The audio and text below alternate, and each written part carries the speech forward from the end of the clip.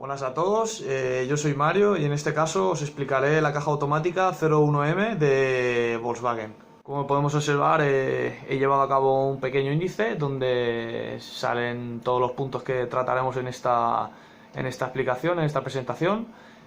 Como podemos ver, empezaremos por una pequeña introducción. Seguiremos con la explicación del tren epicicloidal Rabin-Nautch, que ya hemos visto en clase. Seguidamente hablaremos sobre la palanca selectora que se encuentra dentro del habitáculo. Posteriormente veremos lo que es el diferencial que tiene esta caja, así como su circuito de aceite y su propia bomba de aceite. Seguiremos con el convertidor de par y el embrague anulador, y para acabar veremos los distintos sistemas de bloqueo que tiene tanto la palanca como en la caja, y un pequeño mantenimiento que se le tiene que realizar. Para terminar, una breve conclusión que yo he sacado y que será mi opinión personal. Vale, como introducción, podemos decir que el cambio automático 01M fue desarrollado para vehículos con un margen de potencia de entre 55 y 128 kilovatios. Normalmente fue montado en motores transversales. La mecánica del cambio automático trabaja, como ya veremos más adelante, según el principio de engranaje planetario, es decir, Rabin-Nautch. El mando de cambio es el hidráulico electrónico. Las cuatro marchas adelante y la marcha atrás se acoplan con un engranaje planetario Rabin-Nautch, como he dicho anteriormente, es decir, tren epicicloidal. La unidad de control electrónica llamada EGS está montada en el vehículo, donde sería la caja de aguas, y ella es la que procesa las informaciones de entrada y, según el modo de conducir, pues selecciona un programa de marcha apropiado. Como último detalle de introducción, tendríamos que para la refrigeración del aceite del cambio tendríamos un radiador directamente sobre el cambio. En cuanto a componentes internos de la caja, empezaremos explicando el tren epicicloidal Rabin-Nautch. Como hemos visto en clase, este sistema está compuesto por un planetario grande y un planetario más pequeño, y distintos grupos de satélites más cortos, más pequeños, y satélites más largos. Este sistema funciona según la desmultiplicación requerida, es decir, según la selección de marcha que requiramos en ese momento. Se impulsan o frenan los distintos cuerpos de satélites y planetarios, consiguiendo así la relación de marcha adecuada y necesaria en ese momento. En este sistema todas las marchas se acoplarían hidráulicamente, y sería gracias al embrague de anulación del convertidor de par, el cual impulsaría mecánicamente todas estas marchas adelante. En la siguiente tabla podemos observar todos aquellos elementos que se verían accionados en los distintos modos o las distintas marchas que requiramos en ese momento. Como podemos observar, estarían accionados planetarios. Depende de la marcha, teníamos accionados los planetarios más cortos, más largos, los satélites más cortos o más largos, dependiendo de la marcha, y también componentes como el embrague de anulación, etc. Como podemos observar, tenemos tanto componentes hidráulicos como mecánicos. En este caso hablaremos sobre la palanca selectora, que se encuentra en el interior del habitáculo. Como principales características tiene el arranque de motor y el bloqueo de la palanca selectora. En cuanto al arranque del motor, solo podemos proceder a su arranque cuando la palanca esté en posición P o N, parking o neutral. Y en cuanto al bloqueo de la palanca selectora, para arrancar el coche tendremos que presionar el pedal de freno y el botón de la palanca, que actúa como bloqueo para evitar que el coche, cuando arranquemos el coche, engranemos alguna marcha inintencionadamente y el coche empieza a rodar sin nosotros tener control sobre él. Es más que nada una característica de seguridad. De la palanca, en el interior del vehículo, en la consola central, nos encontraríamos con las diferentes letras y números de las que consta esta palanca. La primera letra que encontraríamos sería la P de aparcamiento, que la que nos quería decir es que la salida del cambio está mecánicamente bloqueada. La R sería la posición de marcha atrás, la cual solo se debería acoplar estando parado el vehículo y el motor a ralentí. En cuanto a la N, sería neutral y no tiene lugar ninguna transmisión del par motor. También se podría utilizar para cuando arrancamos el coche.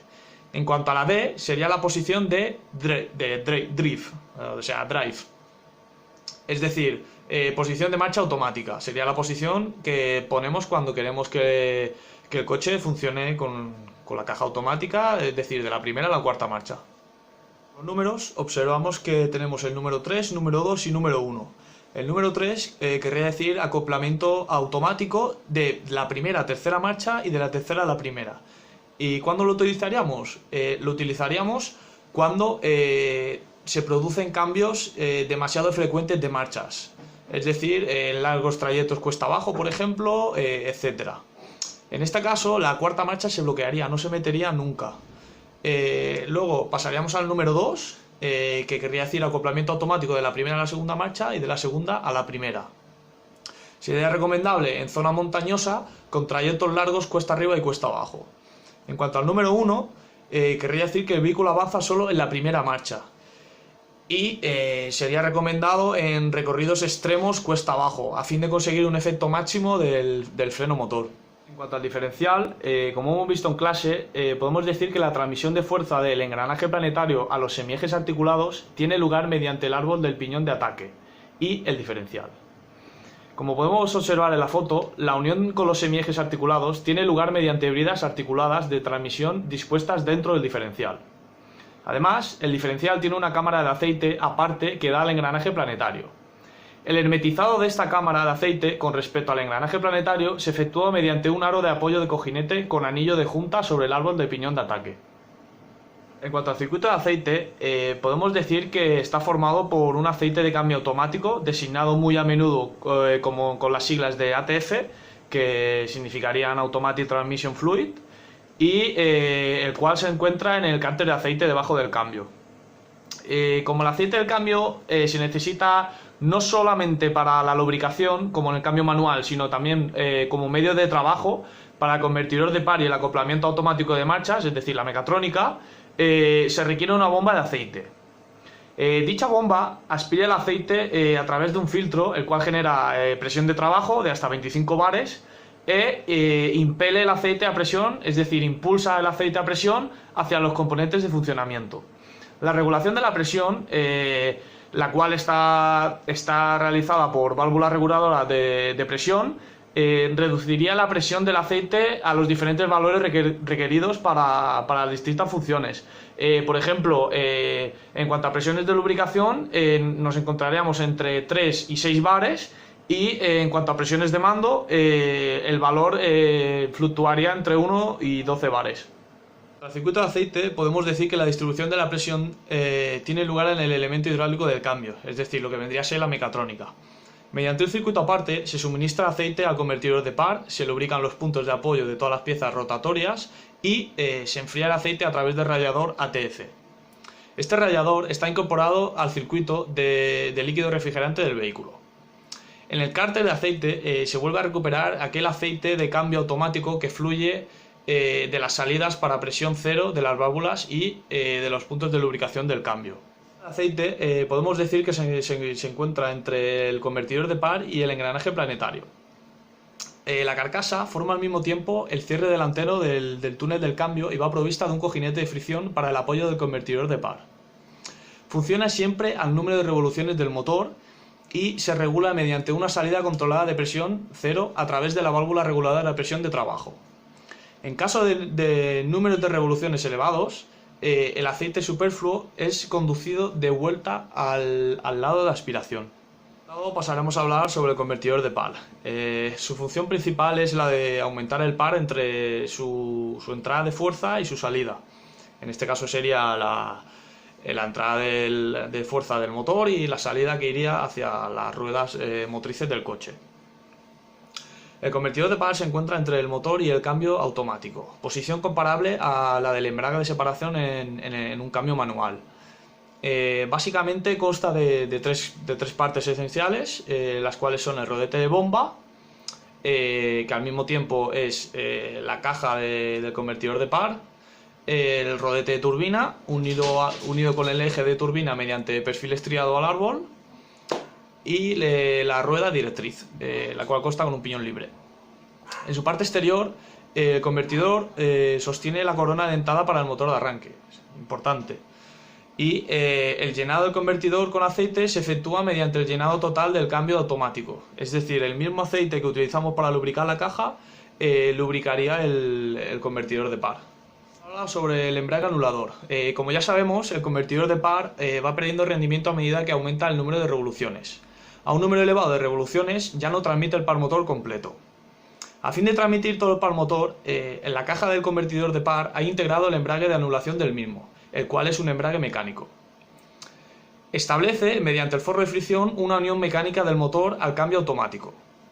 La anulación del convertidor de par, y con ello su puesta fuera de funcionamiento, tiene lugar en determinadas situaciones de la marcha. Se desembraga y embraga electrohidráulicamente por acción de la unidad de control mediante la válvula magnética N91. El medio de trabajo que utiliza es el aceite de cambio.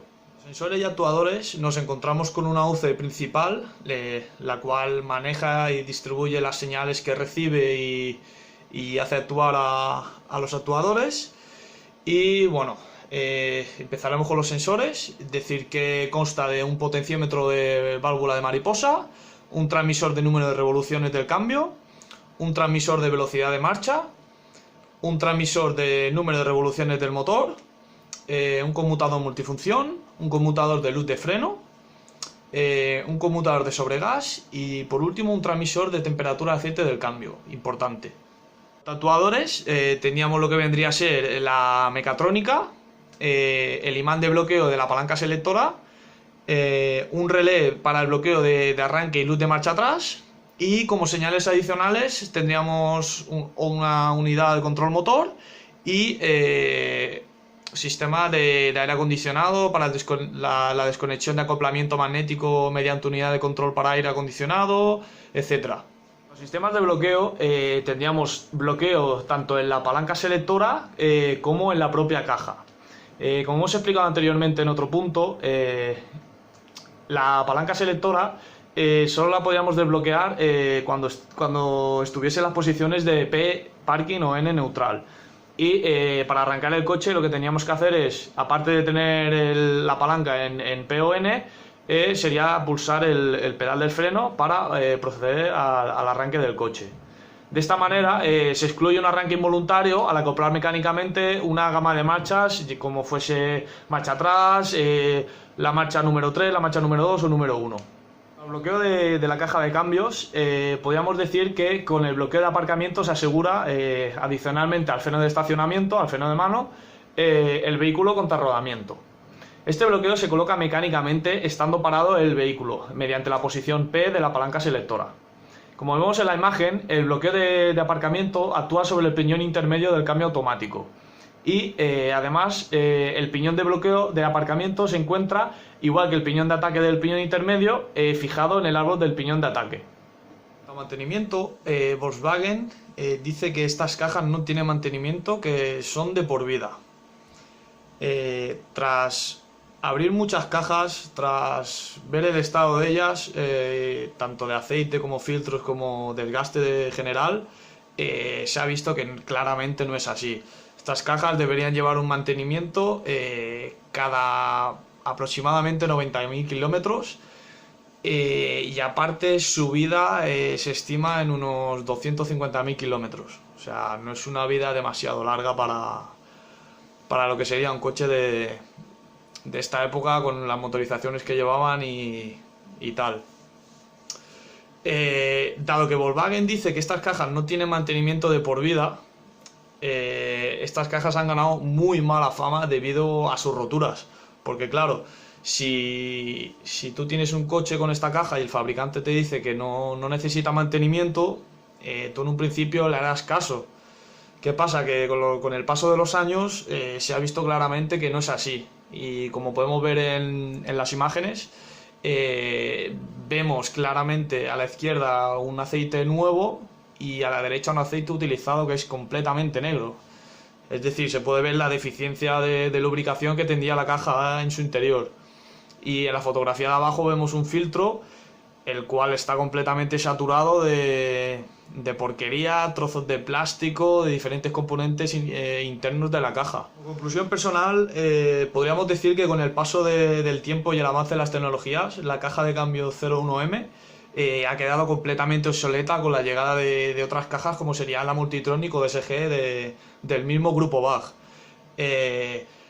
Decir que es un cambio lento, anticuado y poco eficaz en relación a lo que encontramos hoy en día. Personalmente preferiría una caja manual si hubiese comprado o si tuviese que comprar un coche de esa época con esas características, debido a su mayor fiabilidad. Es decir, si tú compras un coche que sabes que tu caja te va a durar 250.000 kilómetros, como es lo que se estima que duran estas cajas, claramente preferiría una caja manual, por muy incómoda que sea para algunas personas.